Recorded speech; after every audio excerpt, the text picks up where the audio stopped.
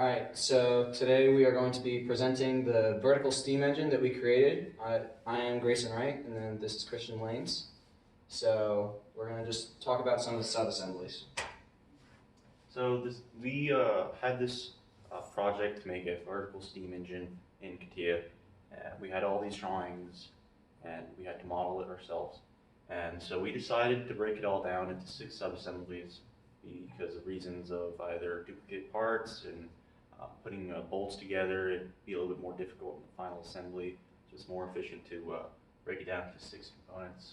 We have the rod crank piston attachments, which is attached from the crankshaft to the piston, with a piston. And it would be much easier if we make it one complete component and attach it that way. Then we have the crankshaft. The crankshaft has multiple duplicate parts. Cylinder, there's a lot more parts in that one, and it'd be easier to just make it into one sub-assembly. The stands, we use that to start off.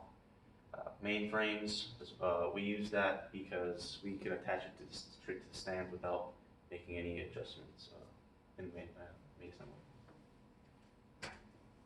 And like I said before, the rod crank piston. This part was pretty simple to make. We have straight rod, cylindrical part that can be cut out, rotated.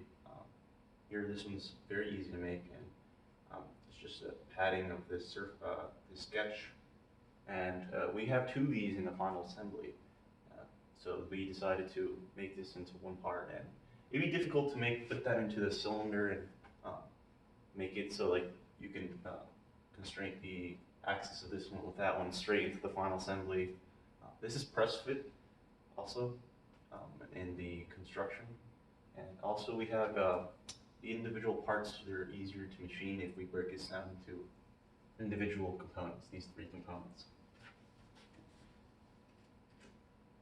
Now we have the crankshaft. The crankshaft, speaks for itself because we have multiple duplicate parts, pins that would be a lot difficult to assemble in the final assembly, and people can even manufacture this by putting these together, and then the other ones we can have it so that we can then slide straight in as one sub-assembly. You don't have to construct everything yourself in final assembly. There's, like I said before, multiple duplicate parts, and it's easier to assemble that way. Alright, so for the cylinder, the biggest reason was there was a lot of multiple small parts. It had a multitude of screws, different types of rods, and then a top and bottom cover to actually cover over the holes of the cylinder. That was to ensure that the steam would stay contained within the piece itself. This piece is connected to the rod piston assembly, and this piece actually has turns on the axis with the rods. That way it can move better and help give more power to the flywheel. So it would have been inefficient to assemble it in the full assembly, as well as there was 2 of them in the actual assembly. So therefore, by having one sub-assembly, we're able to ensure that when we go and put it into the assembly, we only have to put in 1 part instead of a multitude of 6 or more parts. This was the attachment rod and then the threaded rod at the top. Those were both press fit into the assembly while the rest is screwed on. So the stand, this was really just a starting point for us. The base is made out of wood, the sides are made out of steel, and it's all screwed in. This was just to give a starting point, a initial condition. This is anchored into the product. That way everything is based off of this piece. Relatively easy to create. We initially tried doing it with the sheet metal workbench in CATIA. I personally struggled with that, so I then transferred over to the part design and made it that way, but that's something that we could have worked on and gotten better with by using sheet metal design. And also this part, this could have been put into the final assembly because you started with nothing, right? And this is better because we can separate our final assembly into a multitude of sub-assemblies, and we won't have some cluttered spec tree. So the next piece that we worked on was the reverser piece. In the drawings, the reverser is its own separate sub-assembly. So the reverser handle and the reverser base. We decided to include the stand as well. That way you could see how it actually fits into the full assembly. This allows the steam to be shifted and change the direction of the steam. That way you can change the direction that the flywheel is spinning. This was relatively easy to create. The hardest piece to create was the actual stand, just because the holes, finding the exact location, making sure everything was constrained correctly, took a lot of time. It took about 40 minutes just to get the holes correct. The other piece that was slightly more of a challenge was the handle itself, just due to the fact that there wasn't a true height constraint. Rather, there was the center of the outside of this circle and the center of this circle were defined where it was, and until you identified that it was going to be symmetrical on either side, CATIA did not want to put it the way it's supposed to look. And then the final sub-assembly that we worked on, this one's extremely basic. It was more so, again, to just give a general idea of what it's supposed to look like in the final assembly. This allowed us to have three less parts in the full assembly, with the steam pipes attached to the frame. This frame is slightly different from the other frame. This is the left-hand version compared to the right-hand version. They are exact mirrors of each other. And by having this assembly, we were able to just help the reader see that this is how it's going to be put together. And also in the dimensioning drawings, this is one of the most difficult parts to dimension properly with standards. We also even, this is a unique part from the other side. They're mirrors of each other, but unique when machining. So we decided to just create one part and then noted that the other part is a mirror of this one. So for the assembly, we wanted to show how this piece would move.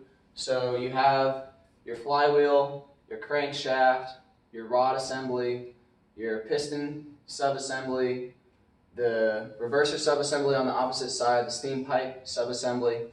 All this comes together with the base stand sub-assembly, and you see that it fits together, so it's an engine, right?